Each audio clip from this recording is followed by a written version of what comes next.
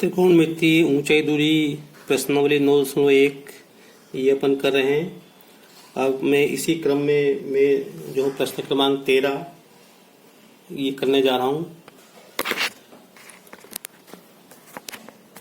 क्या लिखा है? समुद्र तल से 75 मीटर ऊंचे लाइट हाउस से के शिखर से देखने पर दो जहाजों के अवनमन कोण 30 डिग्री और 45 डिग्री हैं। यदि लाइट हाउस के एक ही ओर एक जहाज दूसरे जहाज के ठीक पीछे हो तो दो जहाजों के बीच की दूरी ज्ञात करो। ये प्रश्न जो है जैसा आपने छठा प्रश्न किया था उसी के समान है, केवल इसमें ऊंचाई कितनी होगी 75 मीटर और 30 और 60 के स्थान पे 30 और 45 डिग्री हो गए। चित्र वैसा ही बनेगा कुछ कुछ, फिर भी मैं आपको बता देता हूँ। इसमें एक नई चीज क्या है, अवनमन कोण आई है। तो अवनमन कोण क्या होता है? जब अपन नीचे से ऊपर की ओर देखते हैं तो उन्नयन कोण बनता है क्षैतिज के साथ। जब हम ऊपर से नीचे की ओर देखते हैं तो क्षैतिज के साथ जो कोण बनता है उसे हम अवनमन कोण बनता है। तो मैं चित्र के माध्यम से आपको समझाने का प्रयास करता हूँ। देखो बच्चों, ये जो है समुद्र में कोई प्रकाश स्तंभ है। यहाँ पे देखो ध्यान से, ये कोई प्रकाश स्तंभ है, यहाँ पे कोई जहाज है और ये कोई व्यक्ति ऊपर से नीचे की ओर देखता है। तो ये जो क्षैतिज के साथ जो कोण बन रहा है यहाँ पे, ये क्षैतिज के साथ ये वाला जो कोण देख रहे हो ना, ये कोण बन रहा है कितना 30 डिग्री का। और एक दूसरा जहाज है जो कि इसी के सीध में है, वो यहाँ कहीं है, तो वो जो कोण बन रहा है कितने का बन रहा है 45 डिग्री का कोण बन रहा है। तो हमको दोनों जहाजों के बीच की दूरी निकालना है।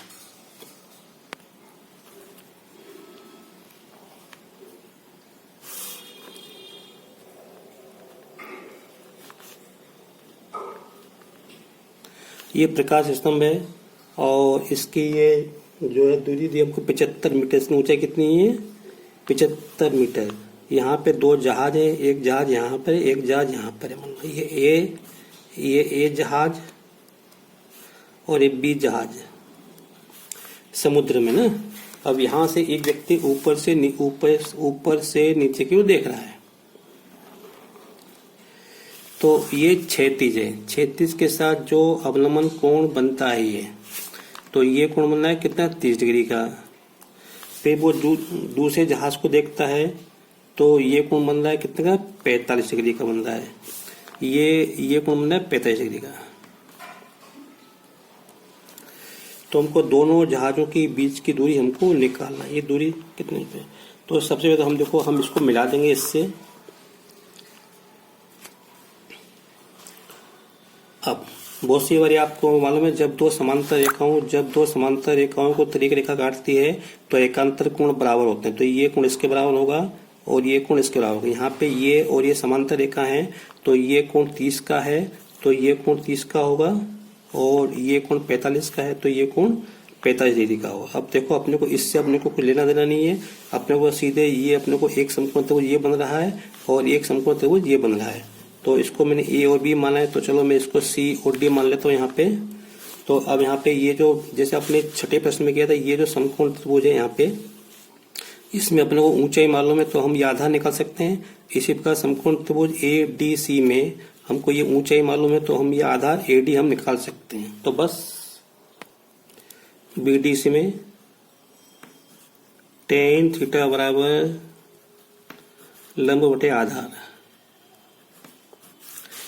तो इसमें ये कोण कितने 45 का, तो tan 45, tan की स्पेलिंग TAN बराबर लंब कितना है 75 मीटर और आधार कितना है BD।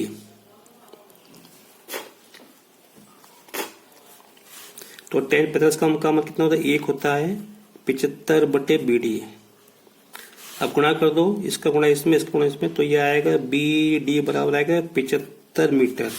तो ये तो मिल गई हमको कितनी 75 मीटर मिल गई। अब मैं इधर ही इस त्रिभुज ADC में है ना,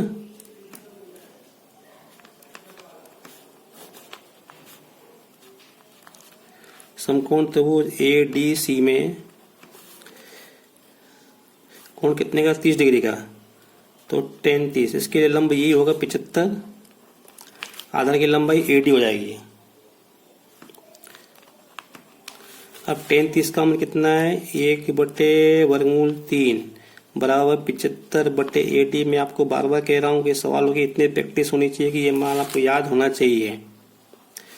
फिर इसका गुणा इसमें कर दो, इसका गुणा इसमें कर दो, कैंची गुणा करेंगे तो ये आएगा AD बराबर 75/3।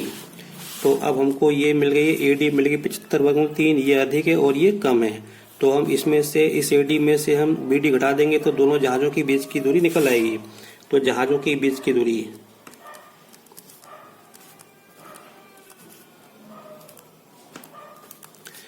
बराबर 75/3 माइनस 75। तो यहाँ से अपन 75 कॉमन निकाल लेंगे, कोष्टक में बचेगा वर्गमूल 3 माइनस 1 और यहाँ से 75 वर्गमूल 3 का मान 1.732 माइनस 1। यहाँ से करेंगे 75 गुना इसमें तो 0.732। बस अब इसका गुना इसमें करना है तो ये आएगा 54.9 मीटर। तो दोनों जहाजों के बीच की दूरी कितनी है 54.9 मीटर। तो उत्तर में केवल इतना ही दिया है, तो इसके आगे आप मीटर जो लिख देना, वो मैंने इसको आगे भी हल कर दिया है। तो मैं आशा करता हूँ कि आपको मेरा ये जो प्रश्न जो समझाया है आपको समझ में आया होगा और वीडियो भी पसंद आया होगा। अगर आपको ये पसंद आया तो इसको आप लाइक करें, शेयर करें और सब्सक्राइब करें। इसको अपनी कॉपी में नोट करते रहें। दूसरा मैं आपसे ये कहना चाहता हूँ कि आपको ये समझ में आना चाहिए कि हमको ऊंचे दूरी के प्रश्न में कहाँ हमको tan का उपयोग करना है, कहाँ sin का उपयोग करना है। दूसरा ये जो मान है हमको विशेषकर 30, 60, 45 tan के लिए 30, 60, 45 के मान हमको याद होना चाहिए। tan 30 का मान होता है 1/वर्गमूल 3, tan 60 का मान होता है वर्गमूल 3 और tan 50 का मान होता है 1। tan 60 का मान होता है वर्गमूल 3, tan 45 का मान 1, tan 30 का मान 1/वर्गमूल 3। इसी प्रकार sin 30 का मान होता है 1/2, sin 60 का मान होता है वर्गमूल 3/2, sin 45 का मान होता है 1/2। अधिकतर जो पतंग वाला सवाल है और जहाँ पतंग वाला सवाल जहाँ खंबे को सीधा जो है रखने के लिए तार का सवाल है और एक सर्कस वाला सवाल है, इसमें साइन का उपयोग होगा और अधिकतर सवालों में tan का उपयोग होगा। तो इसको आप विशेष रूप से ध्यान रखें। कम से कम जिसमें एक समकोण त्रिभुज बन रहा है उन प्रश्नों को आप जरूर कर लें। तो इसलिए कह रहा हूँ कि ये परीक्षा का समय है ना, तो कुछ आसान आसान सवाल आप कर लें। तो अगर आपको मेरी बात सही लगी हो तो उसको आप फॉलो करें। Thank you.